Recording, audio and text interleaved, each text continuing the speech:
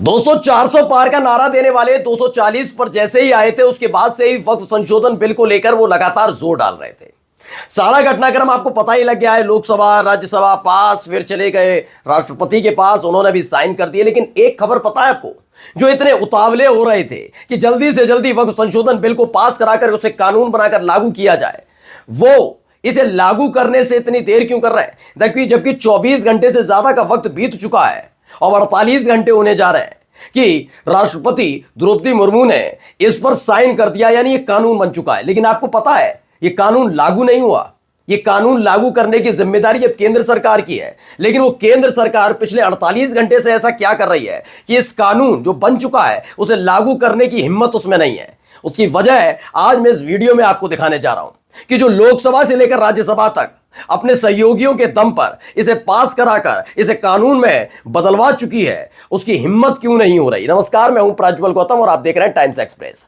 जी हां, मैं 400 पार वाला जब नारा दिया था तब भी आपके सामने आया, तो मैंने कहा था 400 पार मुश्किल है। तब भी मैंने कहा 240 वाला जो है सिस्टम ये कमजोर करेगा मोदी सरकार को। वो तमाम चीजें आपके सामने आई। लेकिन आपको पता है कि इनका एक चीज इन्होंने बीजेपी वालों ने पकड़ ली। उनको पता लग गया कि राम मंदिर से कुछ नहीं होगा, मुसलमानों के लिए कुछ ना कुछ उनके लिए करते रहो, ऐसा कुछ करते रहो जिससे हिंदू जो है वो खुश रहे। इसीलिए वो वक्फ संशोधन बिल लाए। लेकिन वक्फ संशोधन बिल लाए वो भी ऐसे हालात में जब 240 पन है।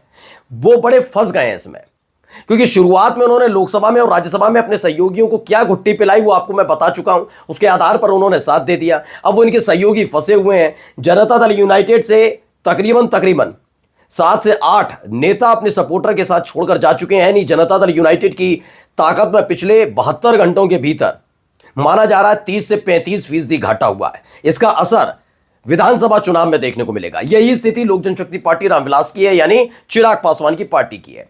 इधर देखिए, आप उत्तर प्रदेश में आ जाइए तो उत्तर प्रदेश में भी हालात आरएलडी के क्या है। लगातार ताबड़तोड़ इस्तीफे चल रहे हैं। अब इसकी चपेट में एक और एनडीए का घटक दल आ गया है। अब ये सारे घटक दल मिलकर केंद्र सरकार पर दबाव बना रहे हैं कि भाई ये सब मत करो, ये करोगे तो हमारी पार्टी तो बिखर जाएगी, हम क्या करेंगे। अब देखिए, पहले मैं खबर दिखा रहा हूं, ये खबर पढ़िए। ये दैनिक भास्कर की खबर है। उसमें क्या लिखा है? इसमें लिखा है, राष्ट्रपति की मंजूरी के बाद वक्फ बिल बना कानून। कानून बन गया, ठीक है, लागू होने की तारीख केंद्र तय करेगा।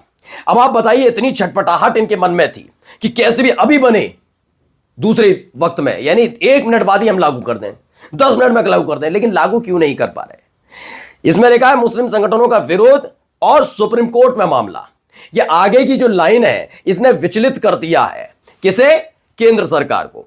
देखिए, आप वक्फ संशोधन बिल के जरिए अपनी ताकत, पार्टी को मजबूती देने की कोशिश करेंगे, ठीक बात है, बढ़िया है, आप करते रहिए। लेकिन मौजूदा तौर पर जो आपको बड़ी मुश्किल से मिली है, यानी गद्दी, वो गद्दी छिन गई तो फिर क्या कर पाएंगे आप? क्योंकि जो इनके अपने सहयोगी हैं जनता दल यूनाइटेड, अब नीतीश कुमार शांत है। आपको एक दिन पहले मैंने दिखाया, हाथ जोड़ रहे हैं, माफी मांग रहे हैं, ना मैं कुछ नहीं बोलूंगा, मैं कुछ नहीं बोलूंगा, क्योंकि वे देख चुके हैं कि पिछले 72 घंटों के भीतर उनकी 35% ताकत छिन चुकी है। मुस्लिम समाज जो उनकी ताकत माने जाते थे वो उनको छटक कर चले गए हैं। यानी आने वाले चुनाव में उनकी हालत खराब होने जा रही है, उनकी पार्टी की हालत खराब होने जा रही है, बड़ी दिक्कत में है। लोक जनशक्ति पार्टी रामविलास के अध्यक्ष और केंद्रीय मंत्री चिराग पासवान ये जरूर कहे कि जाइए कोर्ट में जाकर आप देखिए, जो कहा किया सही किया। लेकिन वो अंदर खाने जानते हैं कि गलत फैसला ले लिया भाई, ये गलत फैसला ले लिया, ये नहीं करना चाहिए था, दबाव बनाना चाहिए था सरकार पर। यही आरएलडी के साथ है, यही अब एक और पार्टी के साथ है, वो भी आपको दिखाऊंगा। लेकिन क्यों कर रहे हैं अब मैं आपको दिखाता हूं। पहले देखिए, पहले सुप्रीम कोर्ट कैसे मसला पहुंच रहा है। अमर उजाला की खबर है, आप नेता अमानतुल्लाह खान पहुंचे सुप्रीम कोर्ट, वक्फ संशोधन बिल को दी चुनौती। दिल्ली में आम आदमी पार्टी के विधायक अमानतुल्लाह खान ने सुप्रीम कोर्ट का रुख किया है। उन्होंने कोर्ट में वक्फ संशोधन विधेयक 2025 को चुनौती दी है। अब इस चुनौती ने बड़ा परेशान कर दिया, क्योंकि ये जो तथ्य है, तथ्य ये नहीं है कि सारे के सारे ठीक हैं, कि हो जाएगा नहीं होगा। भाई ये देखा जाएगा ना कि आपने क्या वाकई जेपीसी क्यों बुलाई थी, जेपीसी की बैठक क्यों वहां ये मसला भेजा था, ये सवाल पूछे जाएंगे। और अगर वहां तो विपक्ष जाकर ये कहेगा ना कि हमने ये परेशानियां बताई, ये चीजें ली, लेकिन चूंकि उसका नेतृत्व बीजेपी के सांसद कर रहे थे जगदंबिका पाल, जेपीसी का, जो वक्फ संशोधन विधेयक पर चर्चा के लिए, तो उन्होंने बात ही नहीं सुनी, वहां तक सीमित रह गई। और उनके सुझावों को, उनकी शिकायतों को, विपक्ष की शिकायतों को, सुझावों को, चिंताओं को उसमें नोट ही नहीं किया गया। यह बात संसद के अंदर इनके पास गणित था, पूरी संख्या बल था, इसलिए वहां पास करा लिया। ये तमाम चीजें हुई, इसलिए सुप्रीम कोर्ट में तमाम तथ्य रखे जाएंगे ना, तो वो सारी चीजें हैं। अब बेचैनी बीजेपी की भी बढ़ रही है। देखिए ये भी एक और खबर निकलकर सामने आई, हिंदुस्तान की खबर है, संसद से पास होते ही सुप्रीम कोर्ट में वक्फ संशोधन बिल को चुनौती, बिहार के सांसद ने दायर की याचिका। कांग्रेस सांसद मोहम्मद जावेद इनके बारे में बता दी थी। शीर्ष अदालत ने एक याचिका दायर कर वक्फ संशोधन विधेयक को मुस्लिम समुदाय के प्रति भेदभावपूर्ण और उनके मौलिक अधिकारों का उल्लंघन करने वाला बताते हुए चुनौती दी है। दूसरी तरफ देखिए क्या कह रहे हैं तेजस्वी यादव, वो भी सुन लीजिए। तो तेजस्वी यादव ने वही ऐलान किया है जो एक दिन पहले ममता बनर्जी ने किया था। उन्होंने कह दिया कि जैसे ही सरकार बनी वैसे ही इस बिल को कूड़ेदान में फेंक देंगे। ये कोई और नहीं कह रहा, तेजस्वी यादव कह रहे हैं। सरकार बना करके इस कानून को कूड़ेदान में फेंकना। यानी अब मुस्लिम समाज के साथ पूरी तरीके से तेजस्वी यादव खड़े हुए हैं। नीतीश कुमार और चिराग पासवान परेशान चल रहे हैं। मैं बार बार कह रहा हूं बीजेपी को कोई चिंता वाली बात नहीं है, लेकिन बीजेपी की चिंता यह है कि जिनकी बदौलत वो तीसरी बार प्रधानमंत्री बने या सत्ता में आए, उनके लिए मुस्लिम वोटर बहुत जरूरी है। भाई जेडीयू के लिए जरूरी है ना। अब उनको लगेगा कि बिहार विधानसभा चुनाव से ठीक पहले ये करके हमने गलती कर दी, तो मुस्लिम वोटर्स को बचाने के लिए, अपने पाले में रखने के लिए वो समर्थन वापस ले सकते हैं। समर्थन वापस लिया तो क्या होगा, क्या होगा, सरकार गिर जाएगी।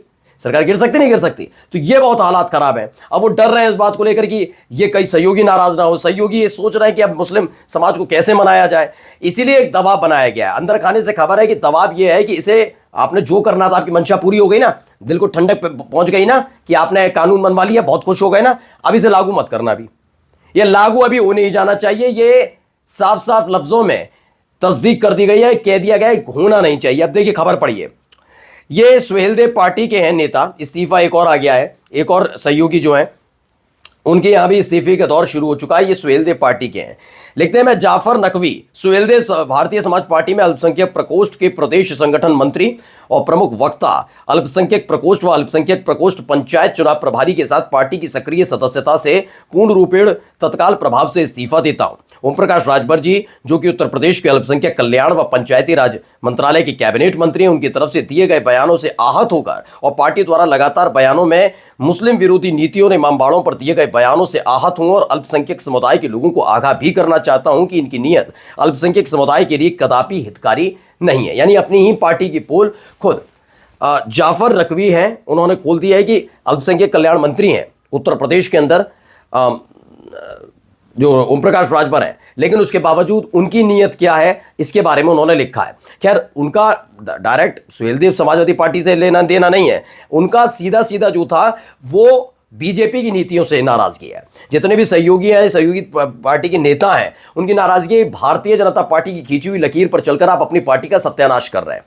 इसीलिए आप देखिए ये तकरीबन 24 से घंटे से ज्यादा का वक्त बीत जाने के बावजूद हिम्मत नहीं हो पा रही भारतीय जनता पार्टी इसका ये कह दे कि आज से ये लागू होने जा रहा है। इसकी वजह ही यही है दोस्तों, क्योंकि वो जानते हैं या तो सुप्रीम कोर्ट से या फिर अपने सहयोगियों की वजह से फजियत हो सकती है, इसलिए वो भी शांत बैठे हुए हैं। नमस्कार।